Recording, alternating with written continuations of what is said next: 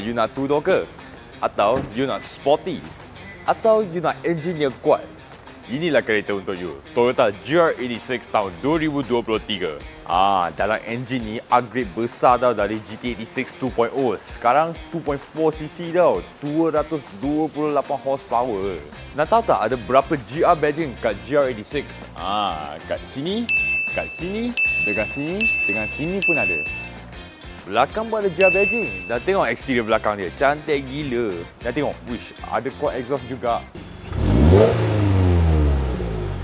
Buka pintu dah ada GR logo kat sana. Toyota Gazoo Racing tau maksud dia. Masuk dalam kereta, kita ada semi bucket seat, sangat selesa. Lepas tu sini kita ada heater seat untuk dua-dua kerusi. Lepas tu sini kita ada traction off sport snow dengan track. Dengan traction off kita boleh drift kereta. Lepas tu kat steering sangat cantik kalau nak pegang. Lepas tu ada pedal shift lagi. Tengok infotainment dia. Wish, touchscreen lagi tau. Untuk kerusi belakang lagi sesuai untuk kanak-kanak atau letak barang. Tengok, backboard dia boleh letak 2 luggage kot. Dan tengok, bawah sini kita ada spare tayar lagi. Wish, mantap untuk kereta 2 door.